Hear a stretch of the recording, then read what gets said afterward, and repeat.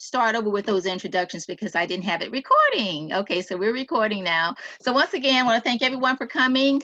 Joining us today is Javier Marin with the Central Florida Development Council, as well as Carl Haddon with the Small Business Development Council out of Tampa. Both of them very adept in their field, and this is a critical time for us, you know, who are small business owners and entrepreneurs, to really see how we can save our businesses and support small businesses during this very trying time. So thank you once again for being here. I'm going to turn it over to Javier Marin, but before he starts, I want to make sure that for everyone who is not speaking, if you would please make sure that you've muted your microphones so that we can respect the information that's being shared with us today. If you're calling in, make sure you've muted your sound on your phone as well so that we don't have any background noise. If you do have any questions, if you'll put those in the chat so that everyone can see your questions. But there'll also be some time towards the end for you to ask questions if your questions weren't answered during today's overview. Okay, so we're going to begin with Javier. Thank you, Javier. Thank you, Jill, and good afternoon, everyone. I'd like to make sure that everyone can see my screen. Yes, I do. Excellent. It's a PowerPoint presentation, so I'll be going through all the different slides. Unfortunately, fortunately, we're able to put this together. I just didn't realize that Carl was going to be co-hosting with me. So Carl, please chime in anytime that you feel relevant. And there is a portion of the presentation on the Florida Emergency Bridge Loan Program, which is what Carl is actually doing, but he's very well informed about the other programs. So I'm going to get started if you don't mind. And Carl, as I said, please join in as you deem necessary. So, okay, here we go. Just a little introduction about the CFTC. Our mission is to create an environment so businesses can be sustainable. That's the basic premise. And two of our pillars are, of course, to advocate for key business issues and facilitate collaborative partnerships. So that's exactly what we're doing. We're working with the different agencies, in fact, with the small business development centers. And perhaps before I move forward, Carl, you want to present or just tell everybody what the SBDC stands for and what you do. Thank you, Javier. Again, thank you for including us in the call. The Florida Small Business Development Center is part of a nationwide network of business support service centers that has been around since 1976.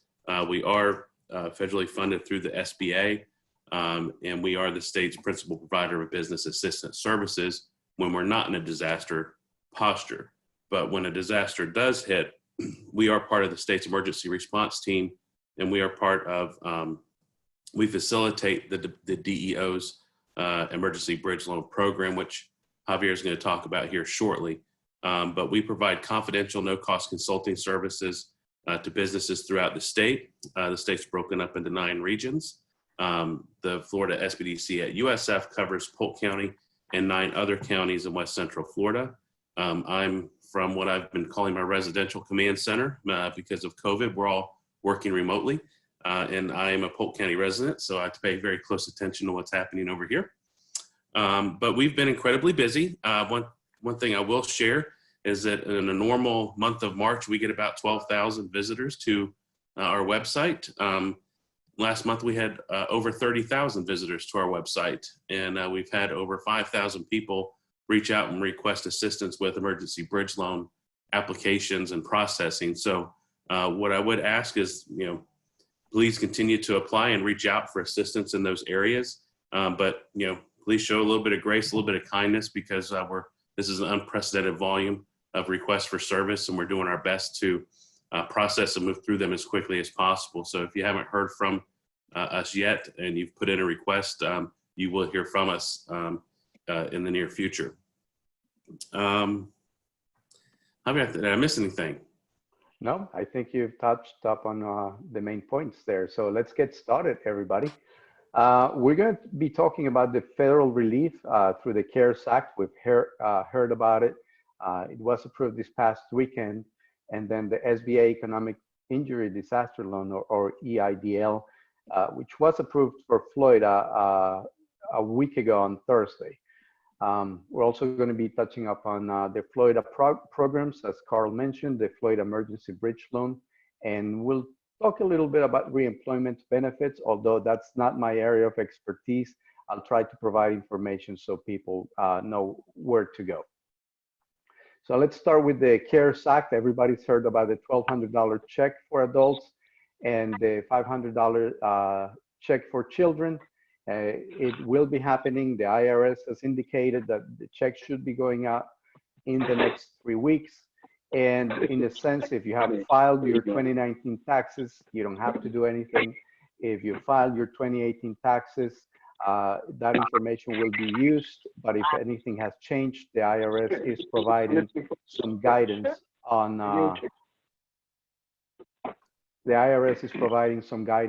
how you'll be able to get your check.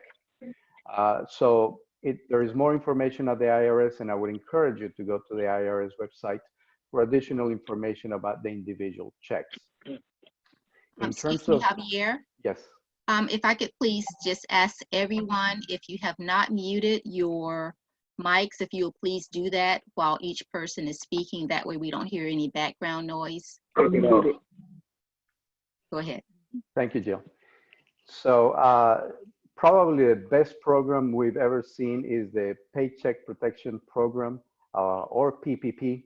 It's a great opportunity for businesses to be able to just go through these difficult times. And so any business that has 500 employees or less is eligible. Even the 501c3s, nonprofit organizations, are eligible. Individual sole proprietors, independent contractors, and self-employed are eligible. So it covers a huge number of our small businesses, as long as the business has been in operation on February 15th. Unfortunately, for those who may have closed their business as of February 10th, they will not qualify. But anyone that was in business as of February 15th is eligible. The good news is that you apply through your bank. So whatever bank you have a relationship with would be your point of contact. And most small businesses are encouraged to apply as of today.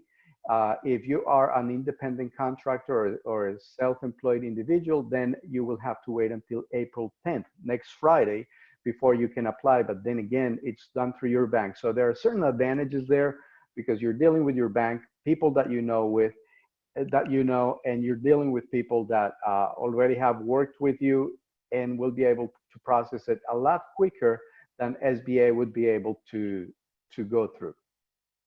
This is a forgiveness loan, so it is an SBA loan, but there are portions of the loan that will be forgiven, and the interest rate is going to range from 0.5% to 4%. Most of the loans will be assigned a 0.5% rate, and we'll talk a little bit about that. So how much can you ask for? Well, what you do is you take your average payroll and you multiply it by 2.5.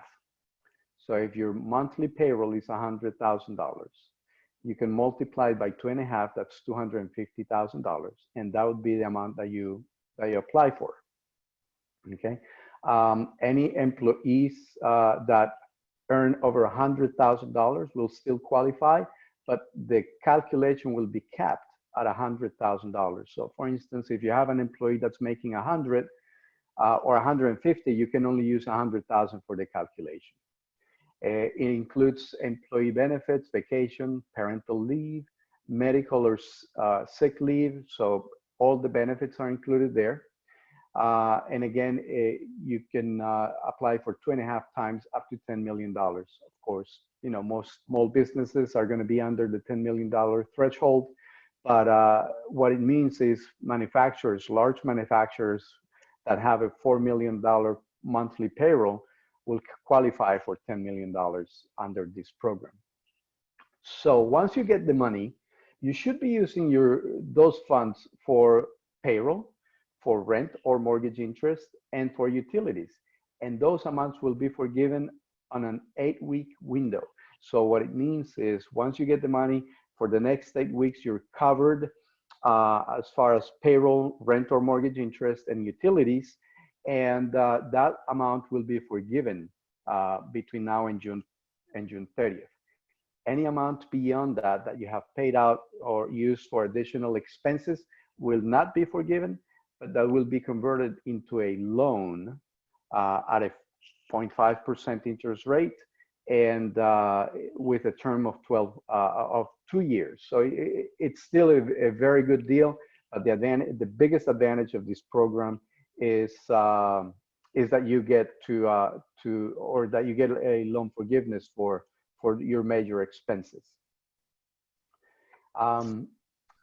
So what you're going to need to do is provide your information on your payroll tax, on your payroll. They'll help you, your bank will help you calculate the average. And you just need to certify that you're going to be using the funds for, again, payroll, mortgage interest, or rent and utilities. And that you need to not demonstrate, but certify that you were impacted by COVID-19. Another advantage of this program is that there is no collateral and there is no personal guarantee, which you would be required for in other loans. So we're going to be moving on to Javier, one thing I areas. wanted to, yes, before you move on, Javier, sorry about that. You may have mentioned this, the forgiveness part of the payment paycheck protection program is 100% for payroll expenses. And you may have, I don't know if you commented that for the non-payroll expenses, like he mentioned, rent, interest on your mortgage, utilities, it's also forgivable, but up to 25% of that. So it's not 100% for non-payroll, but the payroll is at 100%. So just wanted to clarify that. There's been questions about that as I've talked with clients recently. So just wanted to put that out there. Thank you. Absolutely. Thank you. Thanks. And so the CARES Act also provides for some relief for both businesses and individuals. So foreclosures and evictions have been delayed by 60 days as of March 18th. And multifamily owners can request a 30-day forbearance on their mortgage payments. There is what's called now is no longer unemployment, but re-employment insurance, $600 per week, and it's increased to 4 months now, 39 weeks. It's not only for full-time employees, but it has been expanded to freelancers, independent contractors, and other non-traditional workers, such as gig economy workers. And it is expanded for low and part-time employees. We've gotten a lot of questions about part-time employees, and yes, they do qualify. Again, maximum duration is 39 weeks, and there were 6.6 million unemployment claims last week alone. So it shows how much our families have been impacted by COVID-19. So let's talk a little bit about the Economic Injury Disaster Loan, EIDL. The disaster declaration was on March 18th, and this is funded and managed by the Small Business Administration. Loan terms, and again, this is a completely separate loan for PPP. You would apply for with your bank, and the maximum is 2.5 times your payroll. For the Federal Disaster Loan Assistance Loan, the term could be up to 30 years. The interest rate is 3.75%. There is no forgiveness. And the maximum is $10 million. You need to demonstrate economic loss, and there is an approval and closing process that's done by the SBA. There was some information about FEMA, having to register with FEMA, but it looks like FEMA is not going to take the lead on this. So for now, you just need with the Small Business Administration. Um, again, the emergency or the economic injury disaster loan. It's covered under the CARES Act. Same business eligibility as the PPP. Can be approved based solely on credit scores. So we've had questions about credit scores. Again, these are loans, so your credit score will have an impact on the loan decision. Whereas on PPP, there is no credit score impact necessarily. And again, whereas the PPP doesn't require personal guarantee or collateral, the economic injury disaster loan does require both. So Carl, do you want to take it over from here on the Small Business Emergency Bridge Loan Program? And I'll move the slides as you want, or you want me to talk about it and you pitch in? No, I don't mind taking the lead. This will be fun since I haven't seen the slides, so I'll wing it a little bit. The Florida Emergency Bridge Loan Program first was written into law back when Governor Jeb Bush was in office many years ago. So it's not a new program. It's a program that some of you may be familiar with because it's typically activated after we've experienced a hurricane type of an event. And what the Florida Emergency Bridge Loan Program is designed to do is to provide small businesses in the state of Florida short-term access to funds in order to get their businesses up and running again as quickly as possible, and then give that business a little bit of a cushion in order to apply for either federal long-term disaster assistance or get a long-term financing in place. And in the case of a hurricane event, make a claim and settle with your insurance company. So what these loans are is it's a 12-month term loan at 0% interest. As long as you pay it off within the first 12 months, there's actually absolutely zero cost to apply and zero cost during the life of that loan. If you are not able to pay it off and you go into month 13, they will amortize that loan and begin charging you 12% interest. I will repeat, this is not a long-term solution. This is a short-term bridge until you can put a long-term solution in place, which would be, in this case, the SBA EIDL loan, which is a up to 30-year fixed low-interest loan. But it takes longer to get that SBA loan. The process to get the state loan is more streamlined. So that's why we recommend that business owners apply for both loans. And now that PPP has launched today, you can apply for all three. And getting one does not exclude you from getting another. As Javier mentioned when he was going through PPP and EIDL, some loans have certain restrictions on what those funds should be used for, but it doesn't stop you from getting the other loan. Let me see. Oh, you can get up to $50,000 is the cap for that loan. If you are a larger business and have high operating expenses, there is a formula that we could request up to $100,000. But most companies are typically $50,000 or less. If you only need 20, you can get 20. So you don't have to take the 50. Standard loan expectations for supporting documents, tax returns of the owners, tax returns of the business, documentation verifying that you have the appropriate number of employees. This program requires a minimum of 2 employees, a maximum of 100. One thing that's new with this activation of the bridge loan program is they are allowing you to count 1099 employees towards eligibility for this loan.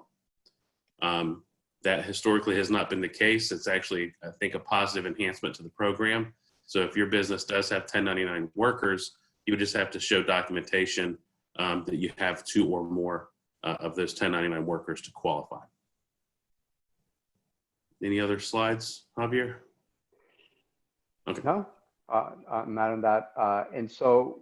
And this is my personal recommendation, although I would encourage people to talk to your CPA or your accountant. We need to get started now. And for those businesses that can apply today, they should be reviewing the PPP application and the requirements, which are basic. They should gather their payroll documentation and then visit your bank today, unless you are a sole proprietor or I think it's, yeah, mainly sole proprietors that would need to apply next week. Or independent contractors, Javier. There you go. Independent contractors and not sole proprietors, but self-employed. If you're a sole proprietor, you can't apply today.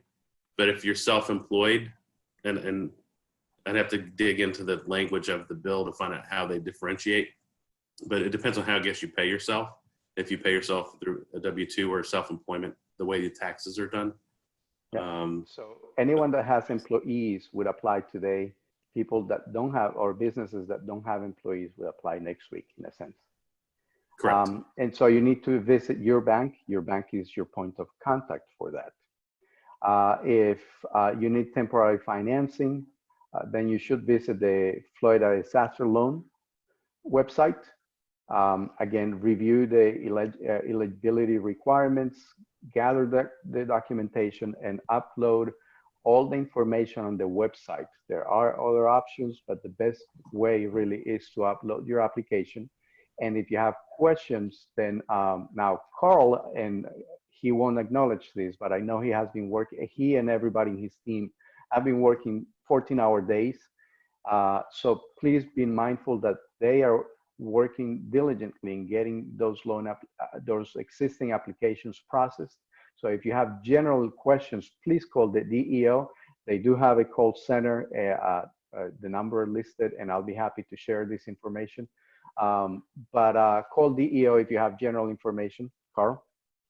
There has been a change to the application process. So for the website to apply, I put the website in the chat, but it's floridajobs.org will get you there. Right. But there was a change about a week ago on how the online applications are received. So just wanted to clarify. He is absolutely correct. All applications are online through DEO. It's just the website to apply has changed. Yeah. But you can also be redirected on this website, but you're right. And follow the one that Carl sent on the chat. If you need permanent financing, then you want to go to the SBA. Now, here's the situation, and we're getting a lot of questions on this. Originally, the SBA website had access, secured access via user ID and password. Last week on Thursday, the website was down all day because they had problems with that. So what they did now is that you apply online, and there is a Dropbox on the web page where you put all your documents, and you will probably not hear from SBA for a couple of days because that uploads the application to the SBA, but it doesn't get it on the database. Someone has to manually enter all the information on the database. So it becomes an issue, and I know a lot of people are concerned about just uploading information on a website. The best SBA has been able to say is just make sure that it reads sba.gov on the handle, and upload all your documentation. Again, there is an address where you can mail the application to Texas. It's not the best way. The best way really is to be able to upload the information on their website. And the SBA also has a phone number that you can call. And then for individuals, you can go to DEO and apply for reemployment. Again, it's very flexible this time around. A lot of individuals qualify. So everybody should be applying for some type of assistance. And you apply online, and there is a phone number that you can call for additional assistance. So just to give you a summary, PPP would cover most business expenses, but payroll, mortgage interest, or rent and utilities are forgiven 100%. The maximum amount is going to be 2.5 times your payroll, or $10 million. The maximum rate is 4%, but it's really starting at 0.5%. You will have no payments for the first 12 months. Javier, excuse Yes, me. ma'am. Just want to remind everyone that's on the call, if you could please mute yourself. We can hear noise in the background. If you will please mute your mics. Everyone will please mute your mics. Only the persons who are speaking should have their mics unmuted at this time. Sorry about that. Thank you. Yes, perfect. And then 100% is forgiven if used for qualified expenses. If you determine that you need additional financing, then you do have the Florida Bridge Loan Program and the EIDL. We've talked about those. I think at some point in time, I mentioned that the EIDL was 10 million. It's really $2 million max. So I want to clarify that because I'm pretty sure I gave you wrong information. But the bridge loan program can be 50,000 up to 100,000 under certain circumstances. 0% interest for 12 months. And it's not 2, but 12% thereafter. I missed the 1. So it's a 12% thereafter. This is meant as a temporary assistance situation. If you need permanent assistance, then you do need to go for the EIDL. And there is no forgiveness on the Florida Bridge Loan or the EIDL. Carl?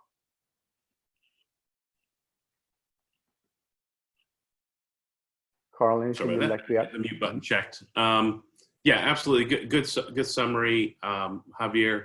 One thing I wanted to mention, I assume we'll have some QA, but please keep in mind that the CARES Act is 1 week old today. It's launching PPP as of a little over 12 hours ago. So this is brand new relief packages, brand new programs, and Javier and myself and many of our colleagues have taken a crash course in this stuff. So we're doing our best to get the information out as quickly as we can, but some of it is still kind of fluid. As of this morning, some of my colleagues were talking to some of the bankers in the region, and even the banks were at the launch of PPP weren't really sure exactly how to do it because they were getting conflicting information from the Treasury. And some of the banks at my 8:30 call that were not participating, I got an instant message right before this call that now they are participating. So the banks are going to be a little bit confused as this gets going. Again, the whole grace and kindness would go a long way. Because again, they're just trying to get their head around a 1,000-page piece of legislation and put it from words on a paper into practice and delivery of services to the business community. So Javier, thank you for digging in and doing the research and putting this presentation together. And I will leave it at that. Thanks, Carl. And so on the next slide, there is my contact information. Carl, you may want to put yours on the, well, actually, let me rephrase that. Again, Carl has been bombarded and all his consultants have been bombarded with this. So if you have questions, email me. If you have specific questions about the different loans, reach out to those organizations.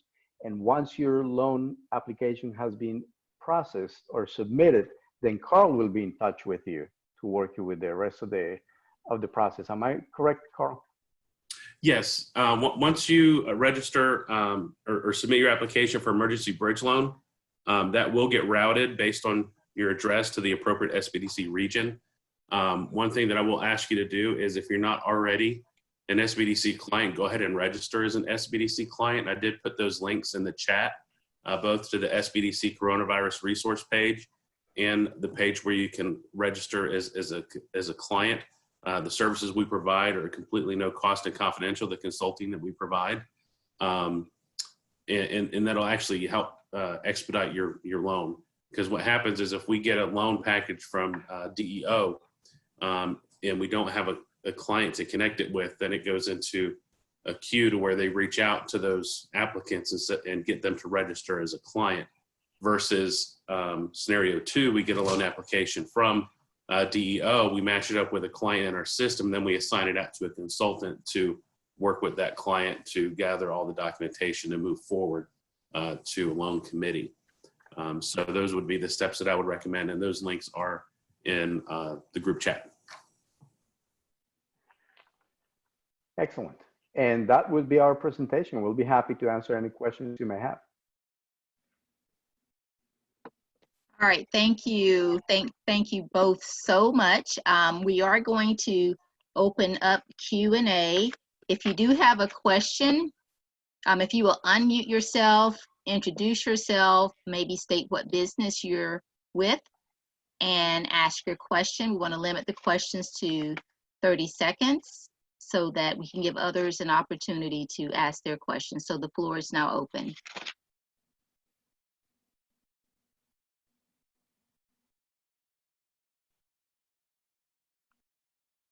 Good afternoon, everyone. My name is Yvette McCree, and I'm with Laser Focus Leadership Solutions. My question is very simple. Will the presentation be available? Because that was a lot of information, and I was trying to write it all down. But will the PowerPoint be available or not? Yes, I'll make some corrections. Again, there are a couple of mistakes that I made there, so I will forward it to Jill, and maybe Jill, you can just send it out to everybody. Thank you so much. This is Deborah Thompson in Jacksonville. How are you? And thank you so very much for that in-depth discussion. I know you're dealing specifically with the small businesses, but do you have any information on the portion of that that's going for the manufacturers and distribution companies where the Department of Treasury is actually paying a fee to individuals, lawyers, and consultants to work with businesses that may apply directly to the Department of Treasury? And so the quick answer is, unfortunately, I don't have a lot of information on that. Okay. In general, large companies do have CPAs and accountants in-house that would probably be able to walk the company through those processes.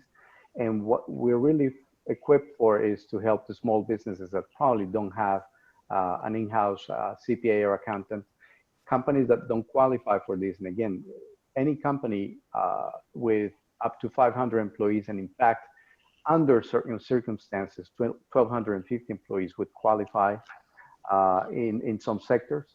Right. But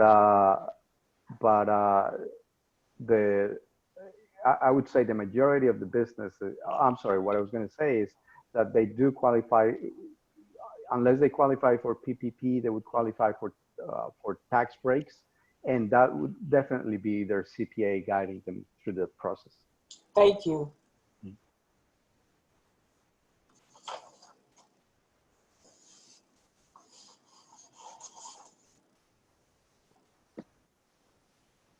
Any more?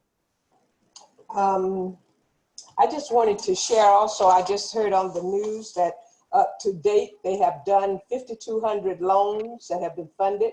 They have given out $1.8 billion. 457 banks are participating, and the community banks are leading the way. Good information. Thank you, Deborah. Good. And my bank is Bank of America. They have also put a call out to me as an 8A contractor to ask if I wanted assistance with the loan. And then they have also sent me their guidelines because they are an SBA preferred lender. Thank you. Wonderful. Okay, thank you. That's a good point, Deborah. I just wanted, she mentioned the banks. A lot of the banks that we've heard from are taking care of their account holders first, Right. and then they're taking care of other applicants. So if you are interested in the PPP loan, reach out to whoever you have an existing banking relationship with first, because that's probably going to be your best option. And then if for some reason your bank's not participating, then as I think it was Deborah mentioned it, any SBA bank that does SBA loans will be able to assist you, but it may take a little bit longer to get in with a business lender. I do have a question. If individuals have not yet filed their 2019 taxes, are they able to submit their 2018 to determine qualification? You mean for the $1,200 payment? That's what that would be. No, Yeah. for the PPP. There is no need for tax returns for PPP. I'll answer that regarding the Florida Emergency Bridge Loan. You have to provide 2 years, the 2 most recent years of tax returns that you have. In this, if you do not have a 2019 return, then we would get the 2017 and 18 return. But what we will ask you for is financial statements for 2019, because the loan committee does want to see, how the business performed in the most recent year, even if we don't have the official tax return. Good point. Does that answer your question? And it's Yes, the same that- for the personal taxes and business taxes are both required. So same thing Okay. applies. Most right, recent. Okay, so if you started a business in 2019, then you will need to submit your 2018 and 2019 taxes for those 2 years then. Right.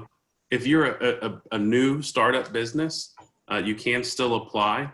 I had one business that literally started earlier this year. They were open for 8 weeks. They were a brew pub. They were doing really well for 3 weeks. And then the governor said that you had to close. So all of a sudden they stopped. So I got the owner's personal tax returns for 17, 18. And then I got the 2020 year-to-date financials. And that's what I used to put the loan package together. That has not gone to committee yet, but the committee will review as much data as we have, because part of it is based on the business's ability to repay the loan.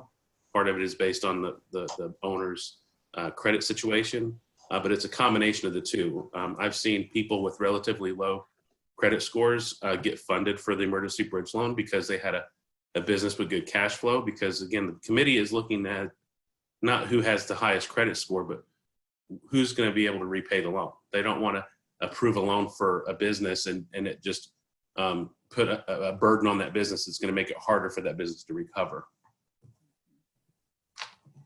And Javier could probably speak a little bit more to that. He's one of the volunteers that actually sits on the loan committee. So he sees lots of these things every week.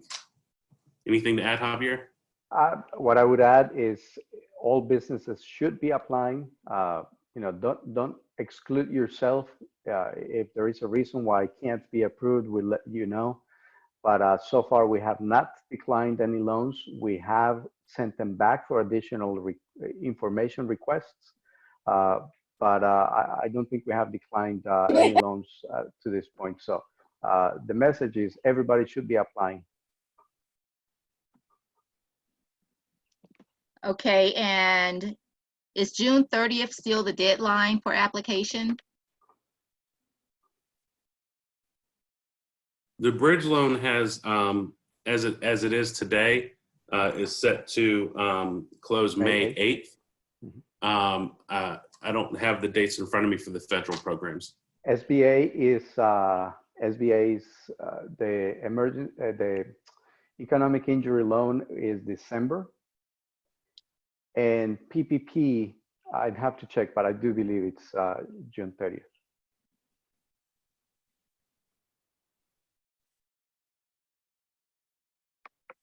Okay, are there any more questions? If you do have a question, please unmute yourself, limit it to 30 seconds, and then mute yourself back while they're responding. Thank you.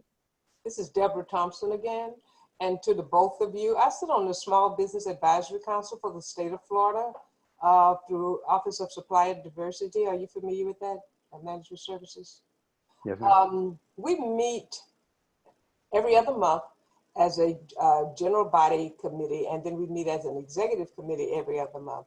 Our next meeting in, this is April. We'll have a meeting in April. Is it possible that I could get your information so that maybe one of you, because this is one of the discussions that we are having now, and we would like to have the input of, your input and your experience at one of those meetings. We do have about a 10-minute window at the beginning of our meetings to listen to people from the public. Would either of you be available in April or May? Because after that, it would be a moot point. If you would send the information through Jill, since it's a statewide organization, I may need to bump it up, and there might be somebody that's much better looking than me that is available. I know it was short notice,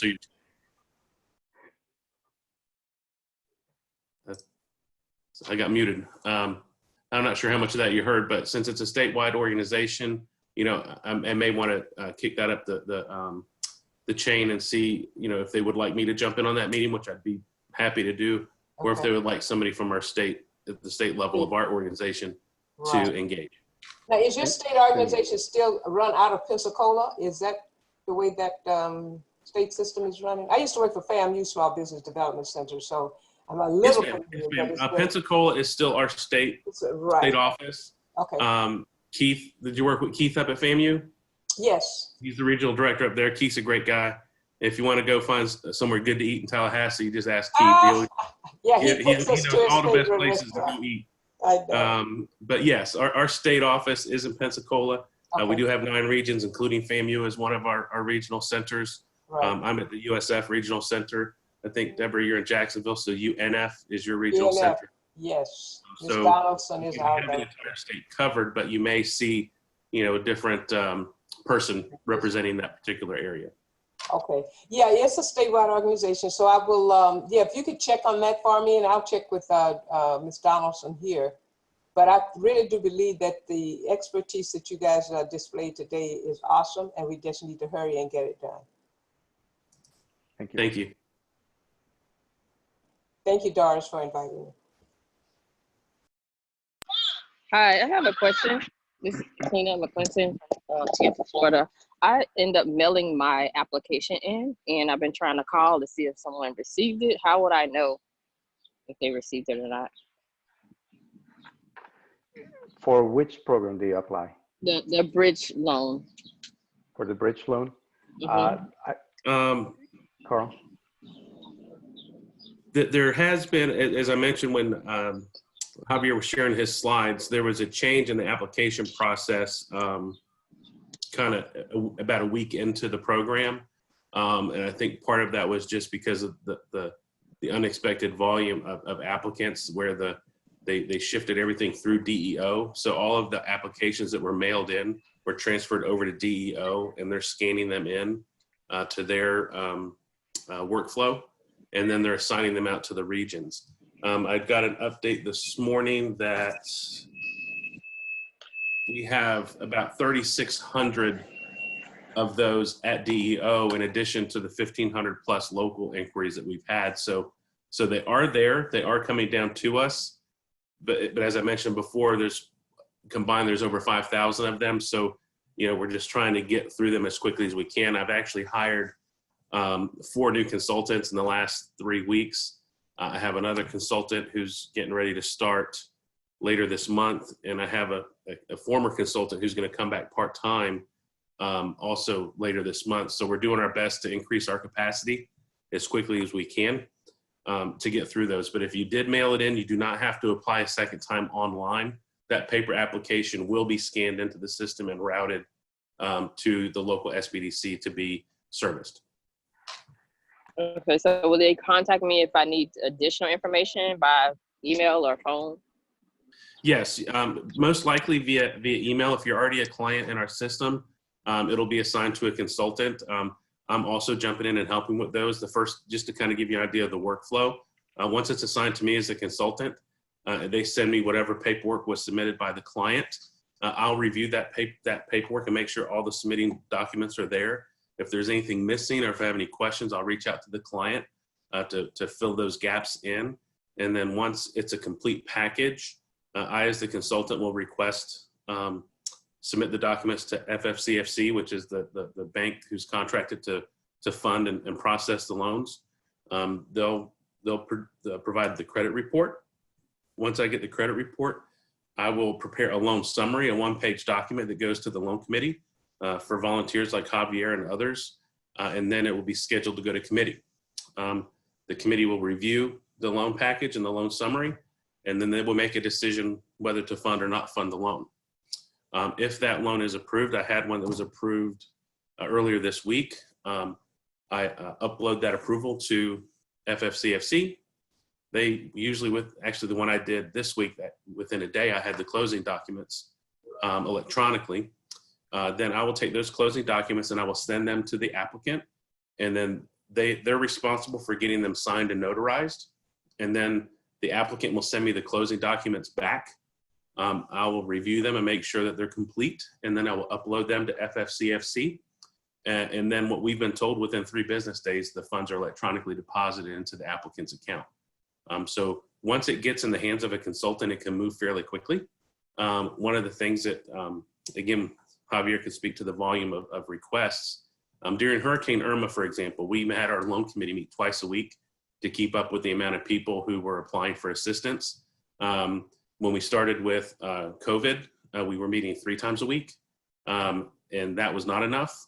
So starting next week, the loan committee is going to meet 5 days a week, just trying to keep up with reviewing and making decisions on loans. So, and I think, Javier, in one committee meeting, don't you guys usually go through 10 or more Yes, applicants? so yeah, it's an hour and a quarter each meeting, and we're shooting for 10, at least 10 applications. So we're looking to approve about 50 applications per week. So that's kind of what the workflow is. Again, the challenge that we're having right now is just, on my team, I have about 12 consultants, and those 12 consultants need to review 5,000 plus requests for assistance. So again, as Javier said, we're all working very long days, trying to get through them as quickly as we can. So hopefully we'll get to you very soon, but there's not a way for me to tell you exactly when. Thank you so much for answering my question. Carl, this is Deborah Thompson again. Back on her question, you said if she were an already existing client. Now, how can she tell? Katina, this is Deborah. How, Yes, ma'am. Have you ever gone to the university's system and filled out that form to go into their system to ask for assistance? No, not to the university. I'm set up with SBA, but not Right, so that's going to be key, Carl. How can she get that paper in there? Because that's going to get her into the top. Deborah, thank you for that question, and you're absolutely correct. In the chat window of the call today, I put in a link on where to register as a client for our 10 county region, which Tampa is in our 10 county region. If you're not, so anyway, you just click that link, and there's a short form for you to fill out to just get you registered as a client in our management system. If you're not in the Tampa Bay area, I also posted the website for our state SBDC, and from there, depending on where you live in the state of Florida, they can route you to the appropriate place to request assistance. But Deborah, thank you for clarifying that. Okay, Yvette McCree has a question. Go ahead, Yvette. When Deborah asked the question, that was what I was gonna, same question I had regarding the SBDC registration. All right, thank you. Any more questions? Any more questions? Ms. Moore-Bailey? You're giving information how you can access the money and all of that. So that's what I wanted you to be on this teleconference about today. It's almost ending, so I don't know if you can.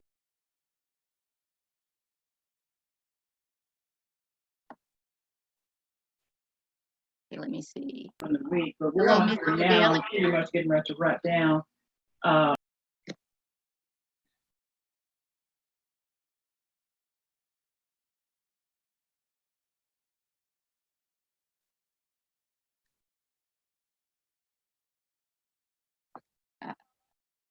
I've unmuted you and we can hear you. So do you need to say anything?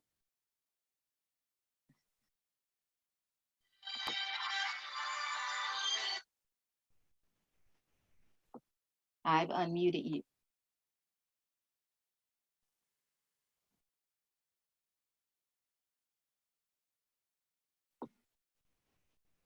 Ms. Moore-Bailey? Oh, yes. All right. So thank you. So let me thank everyone, and all information that you need for today will be uploaded to the Facebook page. Is that correct, Jill? As well as to, can you hear me? Yes. Okay. So it'll be loaded up to email. We'll email out, or will we just have that on the Facebook page or on our website? We actually are live now on Facebook. So, and it will be uploaded. The video is going to be uploaded to our YouTube channel and it's live now on Facebook. So it will be uploaded to the YouTube channel as well. Okay, very well. And may I also say to anyone who, excuse me, I apologize.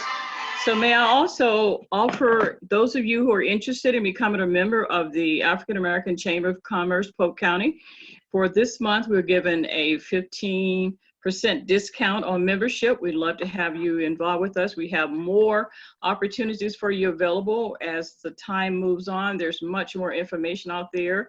So we'd like to invite you to continue to follow us as we post the information and keep up with us via our Facebook page, and that's TAACCPC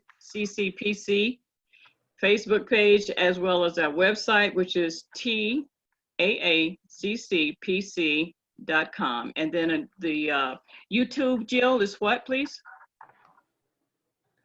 Can't hear you. Thank you for that. The YouTube channel is AA Chamber Polk County, AA Chamber Polk County. I will put the link in the Facebook page. So if you go to Facebook, then you'll be able to connect with the link. But everyone who's on the in this meeting today, I will also email that out to you via email as well. Okay. So thank you so very much. And Carl and Javier, thank you very much for your time today. And really saving the day for us. We appreciate that immensely. It's a pleasure. Thanks, My everybody. pleasure. Thank you. Absolutely. Thank you, guys. Deborah, thank you as well. Thank you. It was my pleasure. Okay. Peace and blessings, everyone. Have a good weekend. Thank you all. Stay safe. Stay Thank safe. you. Thank you, Jiwa. Thank you, Attorney Glover. Felicia, all of you, thanks so very much. Thank you.